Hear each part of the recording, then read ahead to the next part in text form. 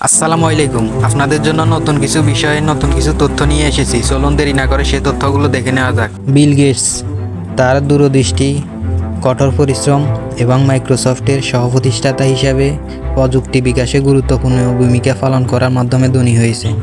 Harvard বিশ্ববিদ্যালয়ে পড়াশোনা ছেড়ে তিনি পল অ্যালেনের সাথে মাইক্রোসফট প্রতিষ্ঠাতা করেন এবং কম্পিউটারের জন্য সফটওয়্যার তৈরি করেন, যা তাকে বিশ্বের অন্যতম ধনী ব্যক্তি পরিণত করে।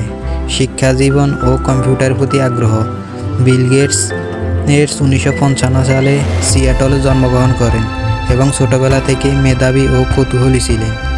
লেকসাইড স্কুলে পড়ার সময় তিনি প্রথম কম্পিউটারের সংস্পর্শে আসেন এবং প্রোগ্রামিং শেখা শুরু করেন। হার্ভার্ড বিশ্ববিদ্যালয়ে পড়াকালীন তিনি তার বন্ধু পল অ্যালেনের সাথে মিলে মাইক্রোসফট প্রতিষ্ঠাতা করেন। মাইক্রোসফটের প্রতিষ্ঠা ও সাফল্য। বিল গেটস এবং পল অ্যালেন হার্ভার্ড বিশ্ববিদ্যালয়ে পড়া ছেড়ে দিয়ে 1975 সালে মাইক্রোসফট প্রতিষ্ঠা করেন। তাদের প্রধান লক্ষ্য ছিল ব্যক্তিগত কম্পিউটারের জন্য সফটওয়্যার তৈরি করা, যা বিল গেটসকে বিশ্বের অন্যতম ধনী ব্যক্তিতে পরিণত করে। 1987 সালে এর মধ্যে তিনি বিশ্ব অন্যতম ধনী ব্যক্তি হিসেবে ফোর্বস ম্যাগাজিনে স্থান করে নেন। অর্থের ব্যবহার।